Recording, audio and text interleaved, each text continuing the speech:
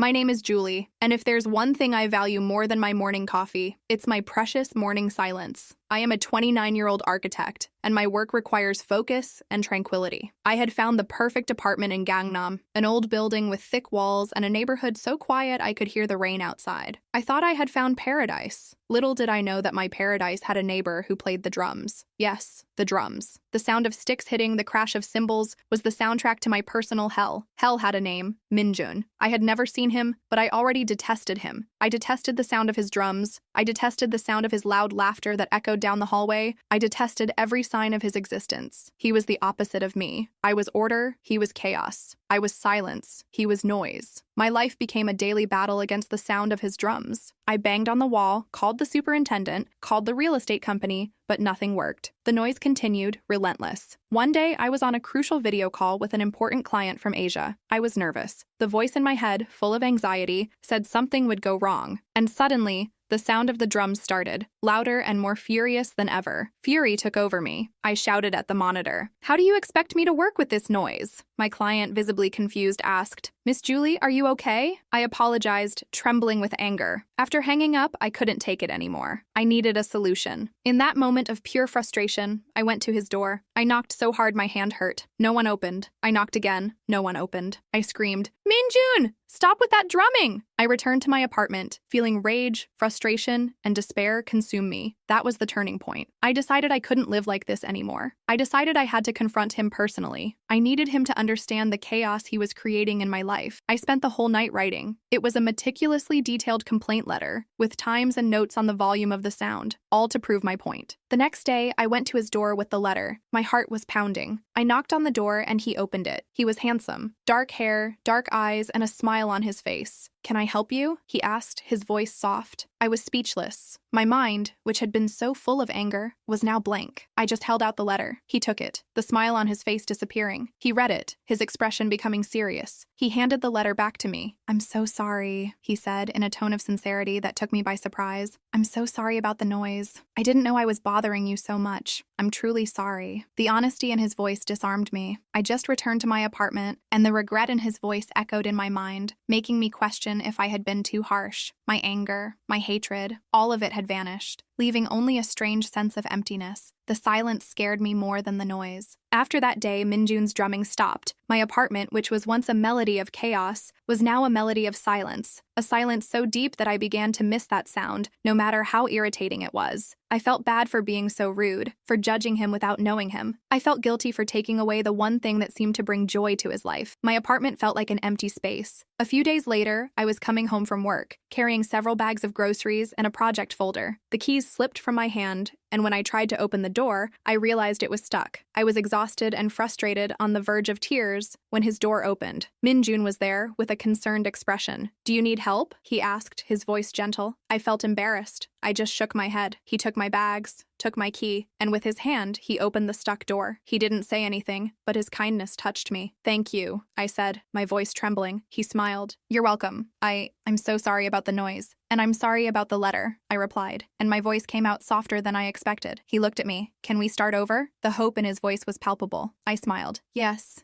we can." We started over. He told me he was a musician, that he was practicing for an audition for a rock band, and that the drums were his life, his passion. He felt alive when he played. And I, in turn, told him I was an architect, that my work was my dream, and that I was a person who needed order and silence. We were two neighbors who had judged each other, but now we were becoming friends. He showed me another side of him, a side of dedication and passion, and I felt lighter, more open. We started meeting for coffee, to talk in the hallway. Our fight had turned into a bridge, and I realized that my life, which was once just silence, now had a new melody. The melody of friendship. Our friendship blossomed. Our conversations in the hallway turned into long nights of talks about life, dreams, and fears. He was a great listener. He taught me that life didn't just have to be about logic and planning, but also about passion and spontaneity. I helped him with his projects, and he helped me with mine. He listened attentively when I talked about my work, and he gave me ideas I never would have thought of. I helped him organize his sheet music, and he gave me ideas on how to make my projects more creative. We were a perfect team. Minjun told me about his childhood. He told me he was a shy boy, that music was his way of expressing himself. I identified with him. I told him about my childhood. I was a girl who didn't fit in. I used architecture to express myself. We were two neighbors who had judged each other, but now we were two friends who were sharing our deepest secrets. Our friendship became a safe place, One day we were at the park. He asked me, "Julie, you're the smartest girl I've ever met, but you're also the saddest. What makes you so sad?" I cried. I told him about my broken heart. I told him about my promise never to fall in love again. He looked at me with so much affection. "Julie, you can't live in fear. You can't live with your promise. You deserve to be happy." The sincerity in his voice gave me the strength I needed, and in that moment, I knew I was falling in love with him, and my heart, which I thought was closed, was beating strongly for him. My heart was pounding. I was in love with Minjun, but the fear of getting hurt again paralyzed me. I didn't know if he felt the same way. I didn't know if I could take the risk. One day we went to the rooftop. The stars were shining and the wind was blowing on our faces. He looked me in the eyes and I felt a shiver. "Julie," he said, his voice soft, "I need to tell you something." He took a deep breath. "I love you. I've loved you since the first day I met you. I love you because you're the strongest, smartest, and most beautiful girl I've ever met. I love you because you are you, and I want to be more than your friend. I want to be your boyfriend." Those words left me breathless. My heart was beating so fast I thought it would explode. I remembered my promise, my broken heart, but what mattered now was him, his voice, his declaration. I cried, not from sadness, but from relief and happiness. "I love you too, Minjun," I said, my voice trembling. "I love you too. I was scared of getting hurt again, but I can't live without you. I can't live without your laughter. I want to be your girlfriend." He hugged me with so much strength that I felt safe and protected. His laughter was pure happiness. Our love, our promise, was the melody that reminded me that true love, the love I had always wanted, was here. I had broken my promise, but I knew it was the best thing I had ever done in my life. My heart was complete. My life now had a new melody. The sound of my architectural plans blended with the beat of Minjun's drum. My apartment, which was once a temple of order, now had sheet music, drumsticks, and a vibrant energy. He taught me how to play the drums, and I, in turn, helped him draw his dream house. We were a couple of opposites, but we complemented each other in a way no one else would understand. My life, which was once a melody of sadness, was now a melody of love. We studied together, ate together, and spent nights under the stars. He made me feel like I was the most special girl in the world. He brought me flowers, wrote songs for me. I felt whole. One day, he took me to a jazz concert. The music filled the place, and the singer's voice, full of emotion, made me cry. He held my hand and asked, "Are you okay?" I looked at him with tears in my eyes and said, "I'm fine. I'm crying from happiness. I've never felt so happy in my life." He smiled, and his smile was the most beautiful thing in the world. In that moment, I knew my future was with him. We had our careers, our love, and our life. We were a couple who were perfect for each other, and our love was our promise, our melody, our life. Our happiness seemed like a dream, until reality intruded. The voice of Ji-hoon, my ex-boyfriend, came from my phone. "Julie, it's you? I moved to Seoul. I need to see you." My heart turned to ice. I didn't want to relive the past. I told Minjun, my voice trembling, and he looked at me with a concern that calmed my heart. "You have to talk to him," he said, his voice soft. "You have to close that door to your past to be completely free. I trust you." His trust gave me the courage I needed. We met in a cafe. Ji-hoon was more mature, but his gaze still carried a familiar melancholy. "Julie," he said, "I regret leaving you. I love you, and I want to get back together." His words hit me, but I looked at him and didn't feel what I expected. I no longer felt the pain. I felt my heart, which was full of love for Minjun. "Ji-hoon," I said, my voice firm, "I'm so sorry. I'm in love with someone else. Minjun is the man who healed me. He made me happy, and I won't give up on him." The pain in his eyes was visible, but I knew I was making the right choice. I stood up and left, feeling an immense freedom. I felt at home, protected, and loved. I felt like I was in the place I was supposed to be. I ran into Minjun's arms. He found me in our study room with a look of concern. "Julie, what happened?" His voice was full of love. I told him about Ji-hoon and my decision. He hugged me tightly. "You made the right choice, Julie," he said. "You made the choice of your heart, and I'm so proud of you." His approval gave me the strength I needed. Our happiness, however, came with an obstacle. Our relationship wasn't well regarded by everyone. I was an architect, and he was a musician. My family, my friends, society, everyone would judge us. My mom called me. "Julie, what's going on? I heard you're with a musician. You're an architect, he's a freeloader." Her words hurt me, but I remembered Minjun's words. "Julie, you have to talk to them. You have to set yourself free." He told me we would fight together, that our love was our strength. "I love you, Julie," he said, "and I'm not going to let you give up on me." I decided I had to talk to my family. I invited them over for dinner. Minjun was with me. I told them about our story, about our love. My voice was trembling, but his hand in mine gave me courage. I told them that our love was our strength. My father, his voice full of anger, said, "Julie, He's a musician. You're an architect. He's a freeloader. You are a person of respect. You can't be with him. But I looked at him and said, Dad, he's not a freeloader. He's an artist. And he's the man I love. I love him because he makes me happy. And I won't give up on him. Minjun stood up, held my hand, and told them about our love. He spoke with such sincerity that my mother's eyes filled with tears. And his voice,